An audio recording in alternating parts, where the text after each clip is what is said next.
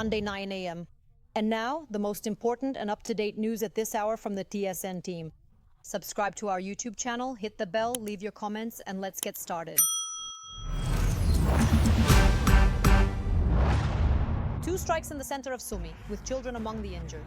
The day before, the enemy hit the building of the Sumy Regional State Administration with a drone. 4 people who were on Independence Square at the time were injured. Among them were 2 brothers, aged 13 and 6. A little earlier, another Russian drone struck a multi-apartment building. There were no casualties. 4 people were injured and there was destruction. The enemy continues to terrorize the Dnipropetrovsk region. The day before, Nikopol endured nearly 30 attacks. A woman was injured. A 5-story building and a private house were damaged. One of the houses caught fire. Infrastructure and an administrative building were damaged. In the Medjivska community in Sinelnikivshchina, the occupiers struck with a drone. 3 people were injured and a house was destroyed. Kherson. The invaders are laying mines remotely. Anti-personnel petal mines are scattered across the streets. A man in the Dnipro district was injured by such a mine. He suffered blast injuries and shrapnel wounds. Another woman was hospitalized. She was outside when the Russians shelled the city center with artillery. The number of people killed has risen to 3 after the massive Russian attack on the night of September 7th. Rescuers recovered the body of a man from the rubble of an apartment building in the Sviatoshinsky district. The other victims were a mother and her 2-month-old son. It has been reported that the woman was a doctor at one of the capital's clinics. For the first time since the start of the full-scale war, a government building was damaged by debris. A fire broke out there, covering 800 square meters. More on the consequences of the enemy strikes in the capital in a report by TSN correspondent Olena Matsyutska. Judging by the exposed structure and traces of fire, eyewitnesses say it was a direct hit by a Shahed drone. The building was literally pierced through. This happened at around 3 in the morning. After the impact, the section from the 4th to the 8th floor was partially destroyed. A fire broke out. The moment of the explosion was captured by the surveillance camera of the building across the street. And from this damaged building, many people were able to evacuate on their own. Don't you feel the horror? What horror? No. What am I supposed to feel? It's impossible to endure this, simply impossible. 2 bodies were found, a woman and an infant. Rescuers immediately began searching for those who might have been trapped under the rubble. According to our information, there may still be people there, so we will continue our work until we are certain that there is absolutely no one left under the debris. 17 apartments have been destroyed. Dozens require repairs on site. Emergency services have been working since the night. Police have been taking statements from victims. Windows were blown out and balconies damaged in neighboring buildings. Across Kyiv, 11 locations have recorded destruction. Requests for assistance are being submitted through city programs and the e-recovery platform. In total, 4 districts have been affected. The hardest hit, of course, are Sviatoshinsky and Darnitsky. In the Holosivsky district, a large number of windows have been shattered. In Lamki, a building in Darnitsia was also damaged. A fire broke out. This is what the building looks like. There is partial destruction of 2 floors here. A wall has been blown out. There are problems with the ceilings, and the neighboring apartments have also been affected. At least 2 people have been injured here. They were taken to the hospital. Smoke also spread toward the city center. Later, rescuers confirmed that the Cabinet of Ministers building was damaged. The fire was brought under control. Prime Minister Yulia Sviridenko showed the damage from both outside and inside.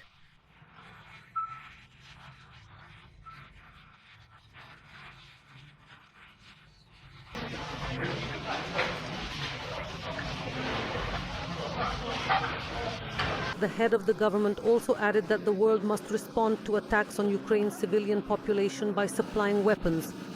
This must stop Russian terror. Olena Matsyutska, Andriy Klist, TSN 1+1. In the Kyiv region, as a result of a Russian air attack, horses were killed. 3 attack drones hit the stable grounds one after another where the animals were spending the night. According to the owner of the stable, because of the heat, the horses were left outside overnight in the open area. 7 animals died on the spot. 2 survived. The stable housed elite breeds of sport horses. They had repeatedly participated in national and international competitions. One of the horses that died had just won a prize a few days ago. At the time of the strike, the stable hands were also at the club. The people survived, as did the 3 dogs that guarded the horses in the yard. Debris, nails, pieces of Shahed drones. A direct hit. There are many horses here that have truly stayed with me for many, many years. I'm sorry. You are watching TSN and everything you need to know at this hour. Just a reminder, to make sure you don't miss anything, subscribe to our YouTube channel and hit the bell. And now I'll continue with the news. Due to the massive Russian attack on Ukraine, Poland promptly scrambled its fighter jets. Ground-based air defense systems and radar reconnaissance systems were put on the highest alert. It is also noted that Dutch fighter jets were actively protecting Polish airspace as well. This was stated in a statement by the Operational Command of the Armed Forces of the Republic. Overall, the international response to the massive Russian shelling, which involved a record number of drones, was quite tough. The Czech foreign minister called Putin a coward who attacks women and children. He emphasized that anyone now calling for an end to aid to Ukraine is siding with the aggressor. The president of Latvia also saw that the Kremlin wants to prolong the war rather than peace. In a post on X, he noted that NATO countries must increase the supply of weapons to our country. The Latvian Prime Minister noted that for the first time a government building in Kyiv was attacked and wrote that Russia must be stopped. The EU ambassador to Ukraine, Katarina Maternova, also emphasized in her post that Russia's brazen terror must be stopped. President Zelensky received words of support from his French counterpart, Emmanuel Macron, during a phone conversation. The head of the Ukrainian state emphasized that, together with France, they are currently working on new measures to strengthen our defense. The Russian steel beast couldn't withstand it and burst into flames. Last night, our defense forces struck a main production dispatch station in the Bryansk region. It is part of the Steel Horse main oil pipeline complex. The pipeline has a pumping capacity of 10.5 million tons of oil. The video of the fire near the pumping station and the oil pipeline's tank farm was published by the commander of the UAV forces of the Ukrainian Armed Forces, Robert Brovdy. The targeted facility is of strategic importance for transporting petroleum products from Belarusian refineries to Russia. This attack will also complicate the supply of fuel and ammunition to the Russian occupiers. The General Staff of the Ukrainian Armed Forces also confirmed the strike on the facilities of the Ilsky oil refinery in Russia's Krasnodar region. It processes nearly 60.5 million tons of oil annually and also plays a role in supplying the Russian military. Ukrainian Fashion Week is underway in the capital. This is already the third time since Russia's full-scale invasion of Ukraine that domestic designers are presenting their collections to the public under conditions of air raid alerts and shelling. This year, more than 50 fashion brands are being showcased. Military personnel are taking part in panel discussions, runway shows, and presentations. Funds are being raised for their rehabilitation after injuries. TSN correspondent Ivan Vorobyov continues. From the main gate of the Kyiv-Pezhersk Lavra all the way to the Assumption Cathedral stretches a 140-meter-long canvas made from multicolored patches. These are pieces of fabric from seamstresses in 37 countries around the world.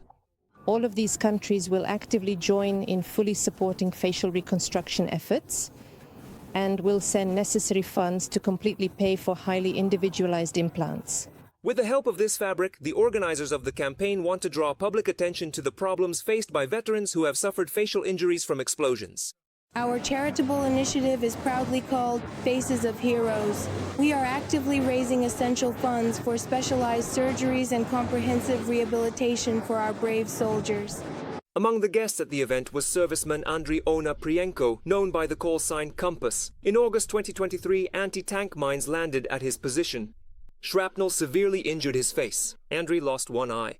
The other one cannot see. I have metal plates implanted in my forehead. My entire right eye socket was completely destroyed, causing significant damage. For a year, surgeons in the capital worked to reconstruct his face. They fitted a prosthesis. His rehabilitation is ongoing. I didn't restore my appearance for myself. It was so that people would pay less attention. Almost a third of all injuries are to the head and neck. Surgeon Andriy Kopchak explains that every second of these cases involves complex, mine-explosive facial injuries that require not only tissue reconstruction, but also bone grafts and even the placement of cosmetic implants. The main goal is to help them return to a normal, fulfilling life and work. Supporting young Ukrainian designers, developing the industry, and providing real help to those in need are the main objectives of this year's Fashion Week. As models on the runway, there are veterans and active military personnel with prosthetics.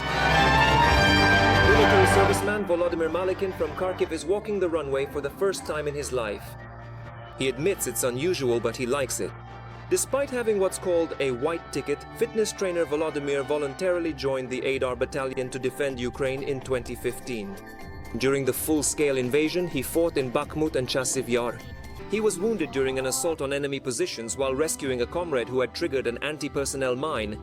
As a result, he himself stepped on a mine and lost his leg. Many guys don't get close after Vanilo, but here, how can I adequately express it? People are exceptionally friendly and welcoming. You could genuinely say that new acquaintances are easily made, and there's also a strong sense of rehabilitation and positive personal growth within this environment. The audience greets the models and veterans with standing ovations. Ivan Varbiov, Tumifico, 6CH11. That's all for now. I'm wrapping up this current episode, but TSN doesn't stop here. Give us a like. Subscribe to the channel so you don't miss the most important things. Have a successful and easy work week.